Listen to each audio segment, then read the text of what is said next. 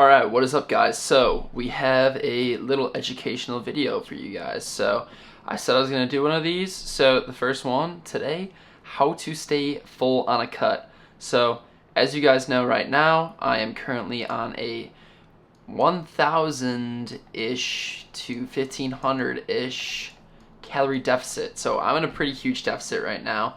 And I'm actually pretty full. Like right now, I'm pretty full and I don't feel too hungry. So, first off, how long is the cut?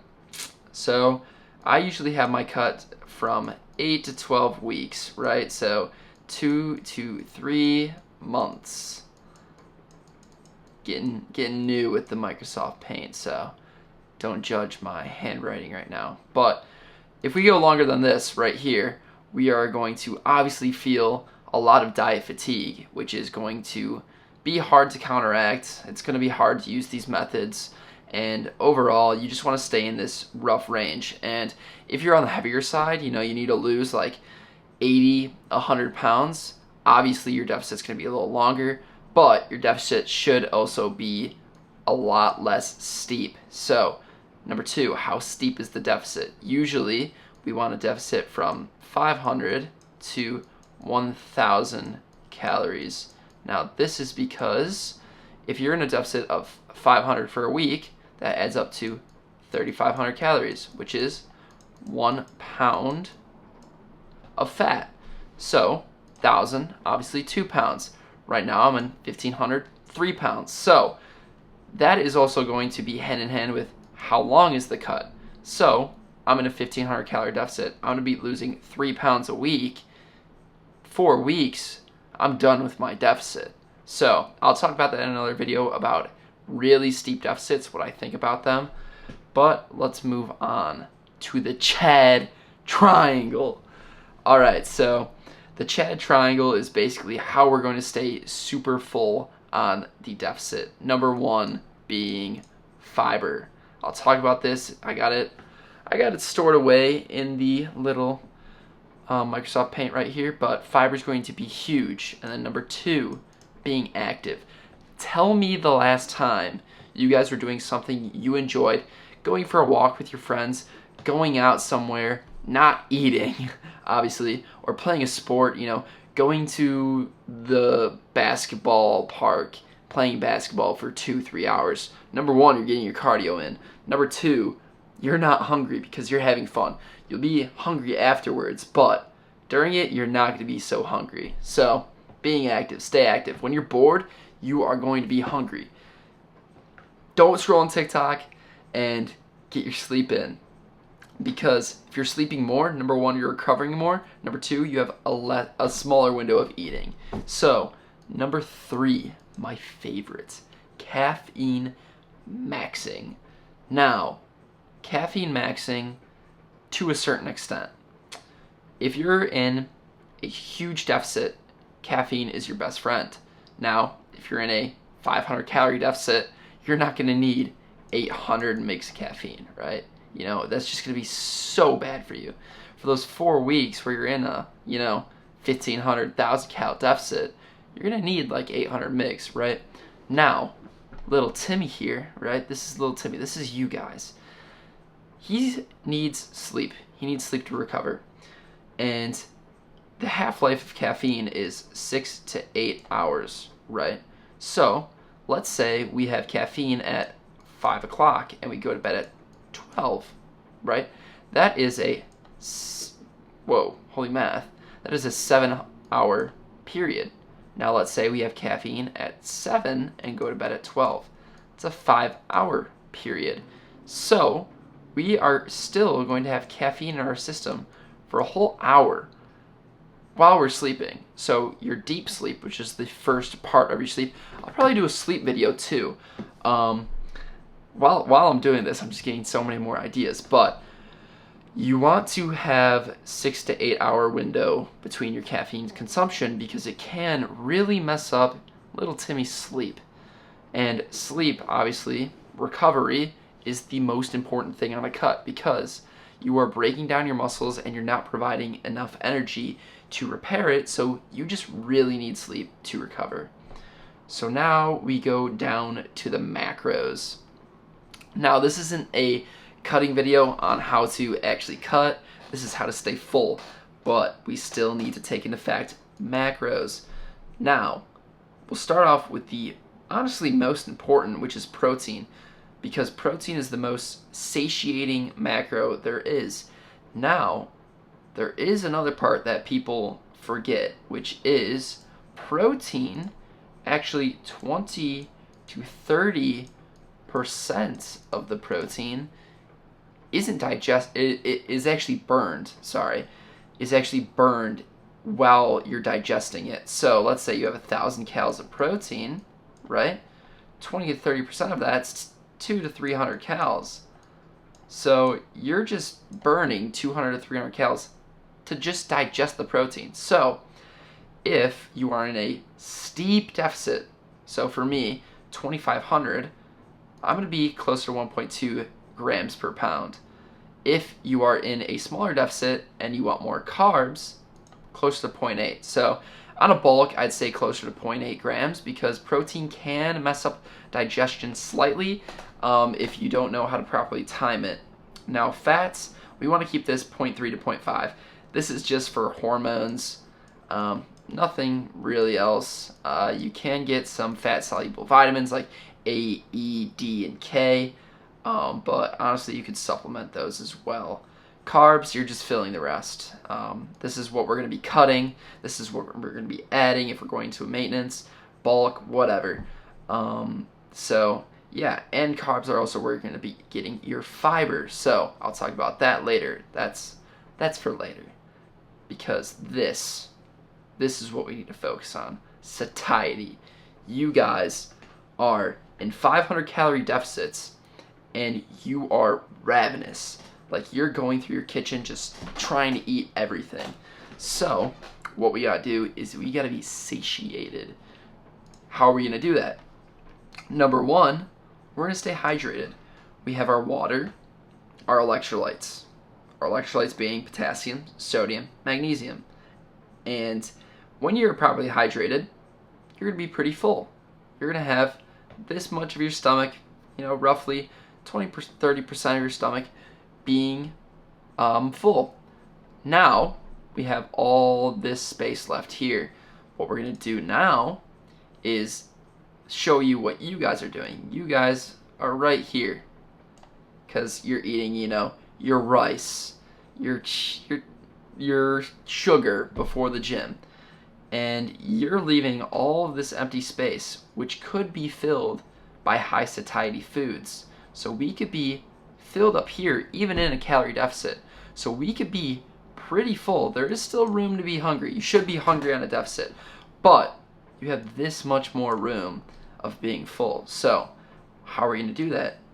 We're going to use the satiety index and the top 5 foods. Number 1, potatoes, specifically boiled. If you're air frying your potatoes, you're nuking the volume. You could turn 500 grams of potatoes into 100 by baking and air frying them. Boil them or stab it with a fork and throw it in the microwave, okay? White fish. This should be one of your main protein sources. This and salmon. Salmon is a little less satiating than white fish, but tilapia is literally the most satiating thing on the planet. Like, it's protein and super satiating. Oats is a staple of my carb sources too. I usually have a little oats pre-lift and sometimes even post-lift because it's just so satiating for me because of the fiber as well. Oranges and apples. Apples, I'll talk a little bit about when I get to the fiber section, but they have little micronutrients, but if you're super hungry, eat an apple. Just binge on your apples, guys.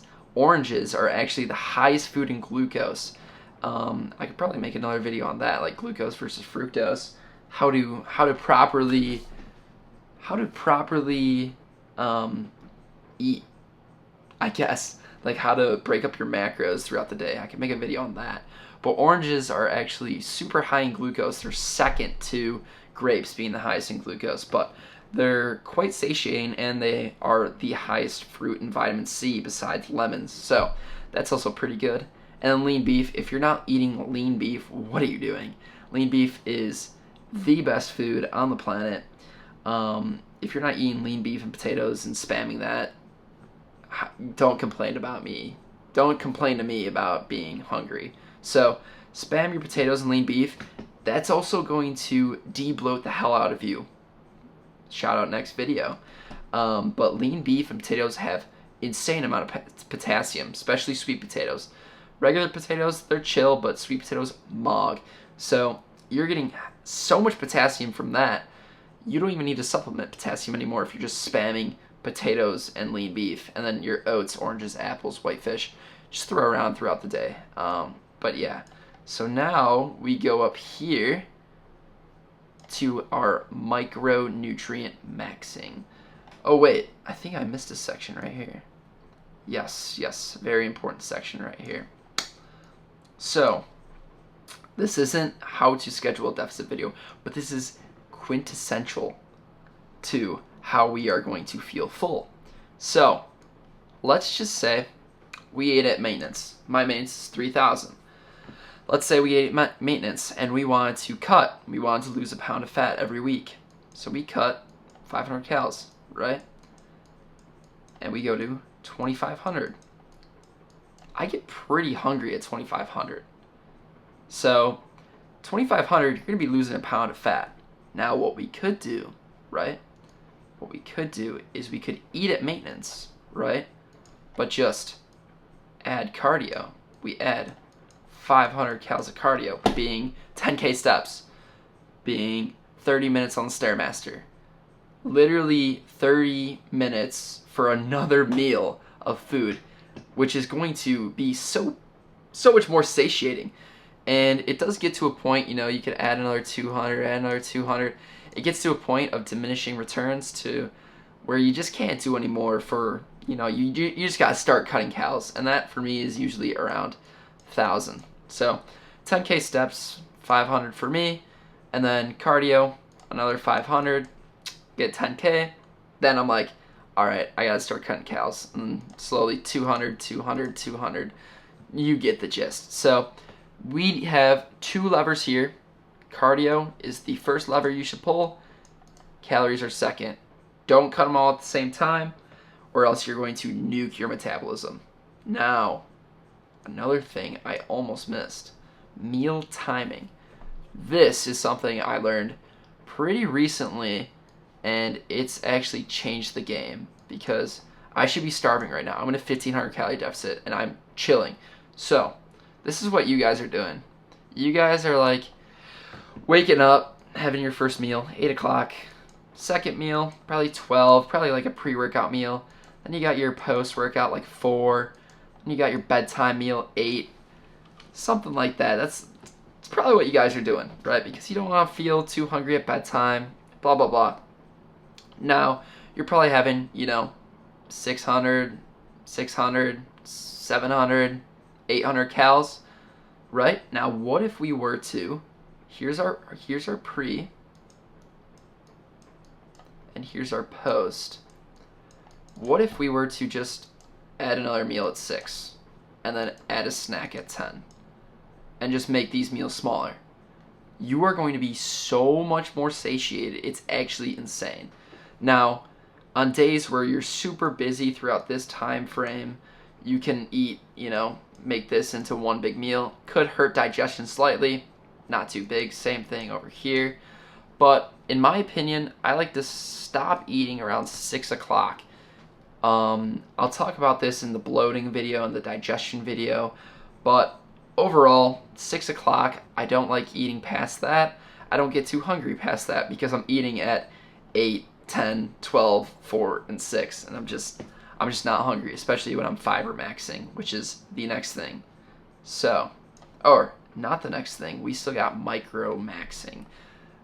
Wow, so much info for you guys. So, this one's a quick one, but if you're eating things like rice and chicken, you're going to be so much less satiated because you're getting no micros.